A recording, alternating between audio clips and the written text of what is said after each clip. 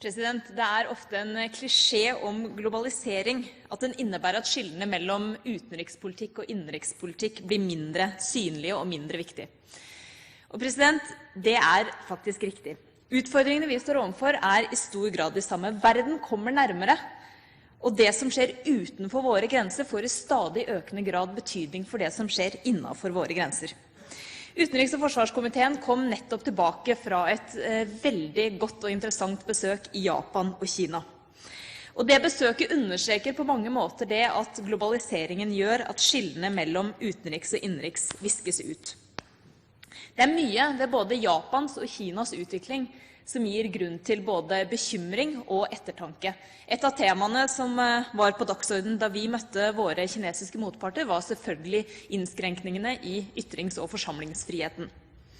Men det er også et fascinerende land på mange måter når man er i Kina og ser den enorme utviklingen som skjer, og kanskje spesielt på ett område som er felles både for Japan og Kina, det er den enorme satsingen på kunnskap, på forskning, på utvikling.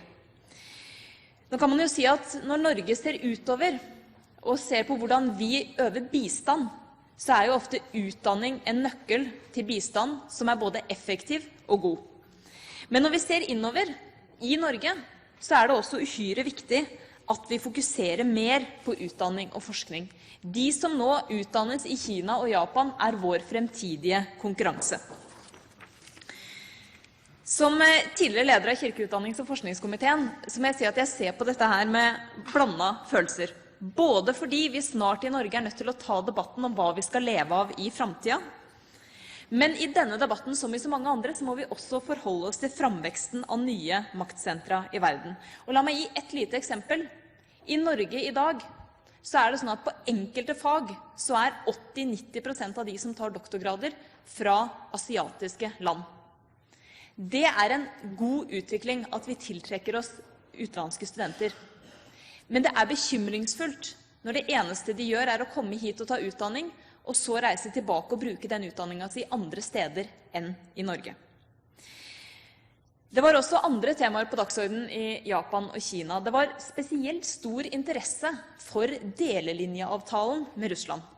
Og Norge høstet både ros og anerkjennelse, en ros som jeg og andre også har gitt videre til regjeringen her i salen. Og det er klart at for Japan og Kina, som er i stadige tvister, og særlig da en mens vi var der, tvister om uavklarte havområder, så er det interessant å se hvordan man kan få til en delelinjeavtale som den vi har fått til med Russland.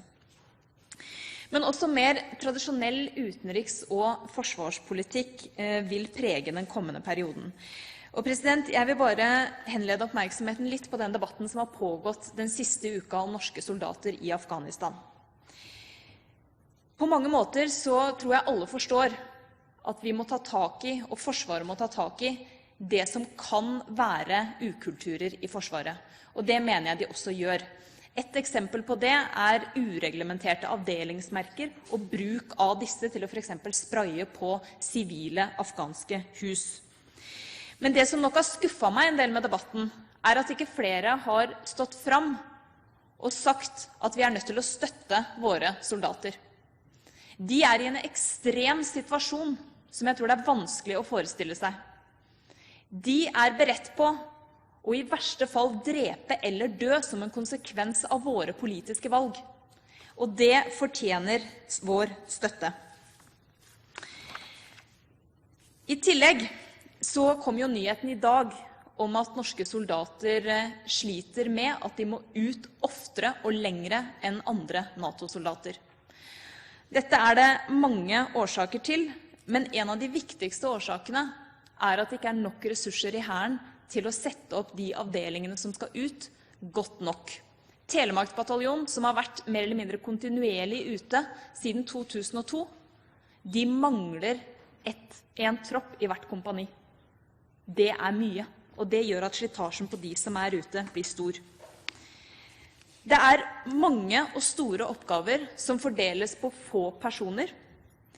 NRK brukte i dag tidlig begrepet rovdrift på ressurser.